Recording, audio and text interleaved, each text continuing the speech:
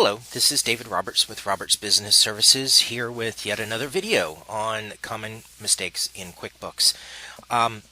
Today we're going to talk about reconciling a bank account. One of the major mistakes that a lot of new people use or make in using QuickBooks is the failure to reconcile bank and credit card accounts. And what this does is this leads to an uncertainty as to how much is in the bank account, and can be rather difficult because a lot of times there are duplicate deposits that are accidentally put in, duplicate expenses that are put in, and sometimes the dates are off. So we're going to look at a typical reconciliation, and in order to do that you've got to go up here to banking and reconcile, and up here is the account that you want to reconcile. Now, you can reconcile any bank or credit card account. You can also reconcile any accounts receivable or payable account, but the process is the same.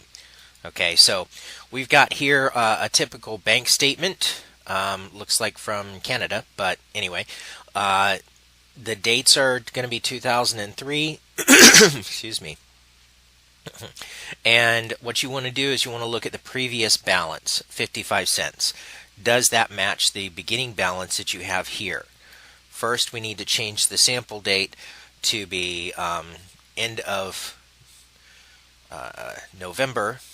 This is going to be a mistake, but I'm going to show you what happens. Oh, no, let's make it for the end of October. Okay.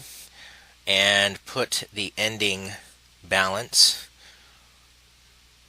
which is negative $72.47. Alright, now we're going to enlarge this screen, and what you want to do is you want to go through what's on the bank statement, because the bank 99.9% of the time is going to be correct. Okay? Before we continue in that, there's a little box here that says hide transactions after the statement's end date. Remember, I told you that was going to be a mistake, so we're going to do it this way so I can show you what happens. All right, so we've got 4 deposits for this time period. We've got $694.81, we've got $299, $694.81, and $50. So we're just going to go through and check all of those, and you want to check this balance right here. Does this match what is on the bank statement? If it does, all of your deposits are correct. On withdrawals, we've got a $200 expense to MasterCard, $1.50 to Interac, $299, $21.25, $300, $100, $29.08, $677, and $33.55. Okay, ideally at the bottom you should see a difference of 0. A lot of times if there is a difference, it's because something is duplicated or you've got the dates wrong. Okay, now the mistake that I intentionally made was in making the period be at the end of October. As you can see here on these dates, this bank, for whatever reason, goes from the 8th of the month to the following month on the 8th. So we're going to have to uncheck this box so we can see the rest of the transactions. Now, what we would do is put the statement date as being November 8th and click continue here, and it would have everything on there.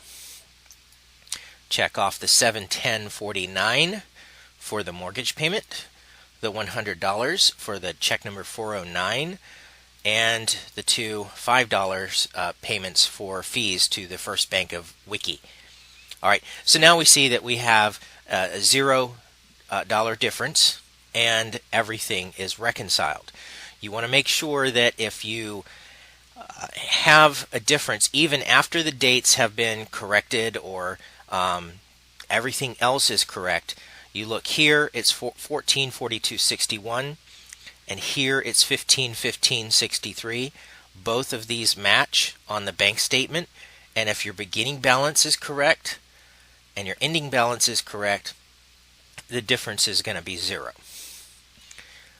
Sometimes what some users have done is they'll go back into a previous period and they'll delete one of the transactions. They'll delete a deposit or they'll delete an expense that has been reconciled from the months previous.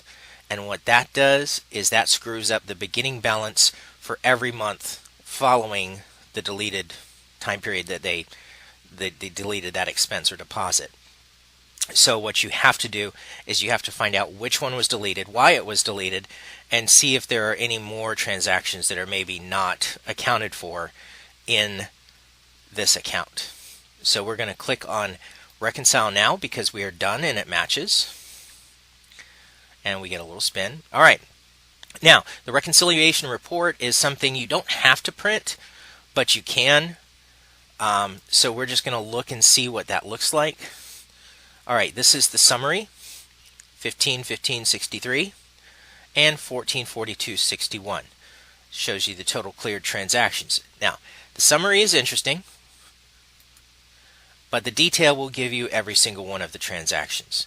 Now, those transactions that don't have a name here, there really wasn't a name on the bank statement, and this is a sample, so I didn't worry about it. Ordinarily, you would have some kind of payee information for the mortgage or for the check number 409, but I didn't have that. It's not that important at this point, so don't worry about it. That is how you reconcile a bank account within QuickBooks. Thank you very much for joining me, and if you have any questions, just call the number on your screen, and I'll be able to help you. Thanks.